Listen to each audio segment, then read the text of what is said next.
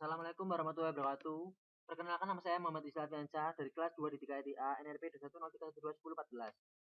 Pada kesempatan kita kali ini, kita akan masuk ke teori 15 data mining. Ini adalah profil saya. Kemudian ini adalah dosen pembimbing saya, Bapak Rengga Asmara, Eskom OCA. Kemudian masuk ke pokok bahasan. Yang pertama, model data mining. Yang kedua, tahapan dalam data mining. Yang ketiga, fungsionalitas data dalam data mining. Yang keempat, teknik data mining. Kemudian tujuan belajar. Yang pertama, memahami pemodelan data mining. Yang kedua, memahami setiap tahapan dalam data mining. Yang ketiga, memahami fungsionalitas dalam data mining. Dan yang terakhir, memahami beberapa teknik yang digunakan dalam data mining. Pendahuluan. Data mining merupakan salah satu cabang ilmu komputer yang relatif baru. Sampai sekarang masih diperdebatkan tempat data mining bidang ilmu mana, dikarenakan data mining menyangkut database, kecerdasan buatan, dan statistik. Salah satu pihak berpendapat bahwa data mining tidak dari machine learning atau analisa statistik yang berjalan di atas database. Sedangkan pihak lain berpendapat bahwa database berperan penting dalam data mining. Karena data mining mengakses data yang ukurannya besar dan adanya peran penting database terutama dalam optimasi query-nya. Definisi. Sederhana dari data mining adalah ekstraksi informasi atau pola yang penting atau menarik yang ada di dalam database yang besar. Dalam jurnal ilmuwan, data mining juga dikenal dengan nama knowledge discovery in database. Latar belakang. Kehadiran data mining di latar belakangnya dengan problema data explosion yang dialami akhir-akhir ini, di mana banyak organisasi telah mengumpulkan data sekian tahun lamanya. Hampir semua data tersebut dimasukkan dengan menggunakan aplikasi komputer yang digunakan untuk menangani transaksi hari-hari yang kebanyakan menggunakan OLTP atau Online Transaction Processing. Kemudian model data mining. Dalam perkembangan teknologi data mining terdapat model atau mode yang digunakan untuk melakukan proses panggilan informasi terhadap data yang ada. Menurut IBM, data mining terdapat menjadi dua, yaitu verification model dan discovery model. Model data mining, discovery model. Model ini berbeda dengan verifikasi model, di mana pada model ini sistem secara langsung menemukan informasi-informasi penting yang tersembunyi dalam suatu data yang besar. Data yang kemudian dipilih untuk menemukan suatu pola, tren yang ada dalam keadaan umum pada saat itu, tanpa adanya campur tangan dan tentu dari pengguna. Hasil temuan ini menyatakan bahwa fakta-fakta yang ada dalam data yang ditemukan dalam waktu yang sesingkat mungkin.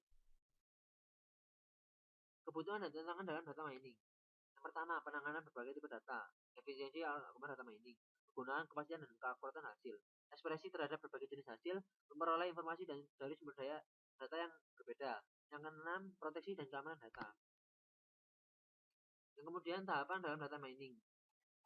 Ada data, kemudian diseleksi, kemudian masuk ke update data, kemudian dipraproses, kemudian ditransformasi, kemudian transformasi data, setelah itu data mining, setelah itu masuk ke pattern, dan kemudian interpretasi dan evaluasi. Tahapan dalam data mining. Yang pertama, basis data relasional, ekstraksi data, transformasi data, pembersihan data, bentuk standar, edisi data, dan fitur dan menjalankan algoritma. Setelah itu, fungsionalitas dalam data mining.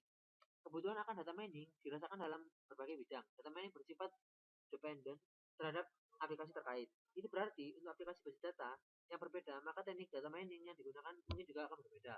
Hal ini dikarenakan terdapat kelebihan dan kekurangan dari masing-masing metode pencarian informasi. Sehingga kita harus menyesuaikan antara keperluan dan kebutuhan akan informasi dengan penerapan teknik pencarian yang akan digunakan. Klasifikasi data. Aplikasi yang penting dari data mining adalah kemampuan untuk melakukan proses klasifikasi pada suatu data dalam jumlah yang besar.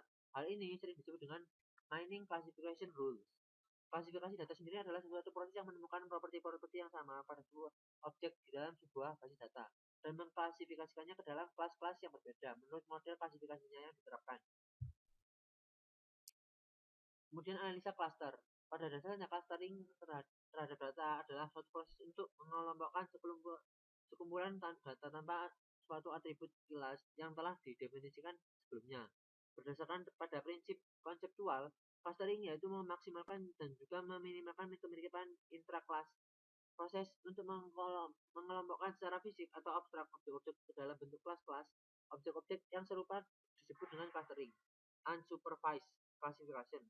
Melakukan analisa dengan clustering akan sangat membantu untuk membentuk partisi-partisi yang berguna terhadap sejumlah besar himpunan objek dengan didasarkan pada prinsip divide and conquer. Pencarian pola sekuensial. Fungsi pola sekuensial menganalisa kumpulan record pada suatu periode waktu. Contoh suatu pola dapat ditampilkan pada dalam contoh berikut. Pelanggan biasanya membeli gula, langsung ternyata hampir seluruhnya terdapat transaksi membeli kopi. Dan seperti itu. Seperti yang ada untuk pihak manajemen dapat menggunakan letak item kopi dekat dengan item bola, sehingga memudahkan pelanggan untuk melakukan transaksi selanjutnya.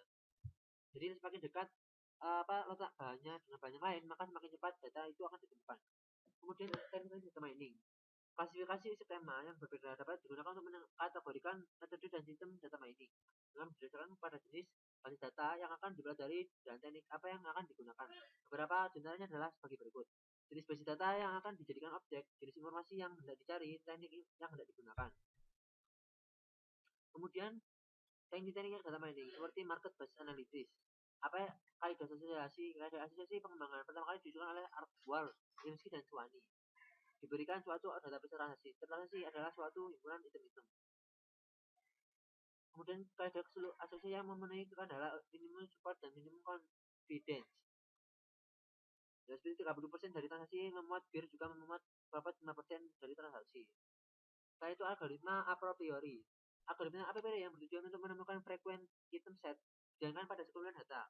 Pada iterasi ke K akan ditemukan semua item set yang memiliki K item. Disebut dengan K item set.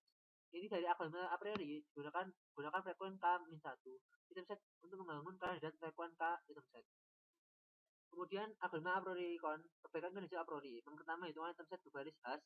Suatu kala item set yang hitungan hash terkaitnya bahwa ambang tidak bias frekuen. Reduksi transaksi. Suatu transaksi yang tidak memuat frekuen adalah sia-sia dalam skema berikutnya. Partisi. Itu set apapun yang potensial frekuen dalam database haruslah frekuen yang di dalamnya tidak ada satu partisi dari database. Sampling. Pertambahan atas suatu subset dari data yang diberikan, menurunkan ambang support suatu metode yang digunakan untuk menentukan kelengkapan. Nah, ini adalah gambar dari algoritma a priori. Ilustrasinya seperti ini. Bisa dilihat ya. Kemudian ada yang soal, apa perbedaan antara klasifikasi dan clustering? Kalau klasifikasi itu suatu proses yang menemukan properti yang sama pada sebuah himpunan objek di dalam sebuah basis data dan klasifikasinya ke dalam kelas-kelas yang berbeda menurut model klasifikasi yang diterapkan. Sedangkan clustering terhadap data adalah suatu proses yang mengelompokkan sekelumit data tanpa suatu atribut kelas yang telah didefinisikan sebelumnya berdasarkan pada prinsip konseptual clustering, yaitu memaksimalkan dan juga meminimalkan kemiripan interface. Kemudian apa peranan visualisasi informasi dalam data mining? Untuk memberikan gambaran yang lebih jelas tentang macam-macam informasi yang dapat ditemukan dalam jumlah data. Kemudian definisikan support dan confidence untuk aturan asosiasi. Support menunjukkan frekuensi dan dari kaidah dalam transaksi. Confidence menunjukkan presentasi dari transaksi yang memuat A yang juga memuat B. Jelaskan mengapa aturan asosiasi dapat digunakan secara langsung untuk prediksi tanpa analisa yang lebih lanjut atau domain pengetahuan. Karena aturan asosiasi mengcapture item atau kejadian di dalam data berukuran besar yang berisi data transaksi. Demikian presentasi dari saya. Apabila ada kesalahan saya mohon maaf. Assalamualaikum warahmatullahi wabarakatuh.